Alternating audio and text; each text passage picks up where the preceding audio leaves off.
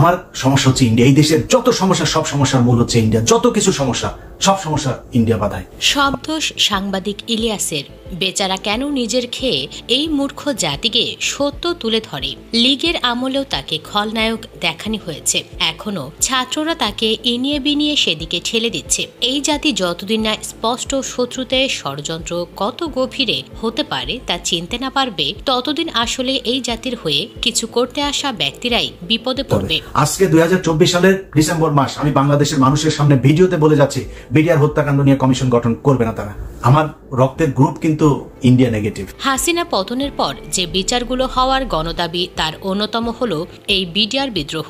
তবে সবকিছুর পেছনে যে ভারত কলকাঠি নাড়ছে তা স্পষ্ট, কারণ সেদিন ইউনূসের সাথে মিটিং করার পর ব্রিফিং শেষে চটজলদি বেরিয়ে ভারতের পররাষ্ট্র সচিব বিক্রম মিশ্রি সেনানিবাসে একটি গোপন বৈঠক করেন, যা সন্ধ্যা 7:30 থেকে 8:35 পর্যন্ত চলে। সূত্রমতে এই বৈঠকে সেনাপ্রধান জেনারেল ওয়াকারুজ্জামানের সঙ্গে আলোচনা হয়। তবে কি বিষয়ে আলোচনা হয়েছে তা জনসমক্ষে আসেনি। এই বৈঠক ঘিরে পররাষ্ট্র মন্ত্রণালয় এবং ভারতীয় হাইকমিশন কোনো আনুষ্ঠানিক মন্তব্য করেনি, যা পরিস্থিতিকে আরও রহস্যময় করেছে। 2009 সালের বিডিআর বিদ্রোহে শহীদ হওয়া 58 জন সেনা কর্মকর্তার হত্যার বিচার নিয়ে জাতির মনে আজও প্রশ্নের পাহাড়। কেন এই হত্যাকাণ্ডের প্রকৃত সত্য উদ্ঘাটনে একটি স্বাধীন কমিশন গঠন করা হলো না? স্বরাষ্ট্র উপদেষ্টাকে এই বিষয়ে সঠিক ব্যাখ্যা দিতে হবে। যদি ব্যাখ্যা দিতে ব্যর্থ হন তবে তার উচিত পদত্যাগ করা।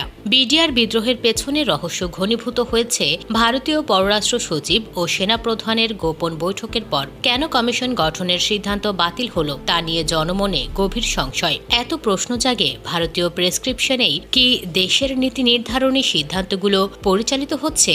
অন্যদিকে বিপ্লবের চেতনা আজ বেহাত। যারা দায়িত্বে আছেন তারা কাজের চেয়ে অকাজে ব্যস্ত। ফ্যাসিবাদী শক্তি ফিরে আসার শঙ্কা বাড়ছে। রাজনৈতিক দলগুলোর দায়িত্বহীনতা ও বিচ্ছিন্ন কার্যক্রম দেশের উন্নতির বদলে হতাশা বাড়াচ্ছে। এই পরিস্থিতিতে দেশের মানুষের ভবিষ্যৎ নিয়ে প্রশ্ন থেকেই যায়।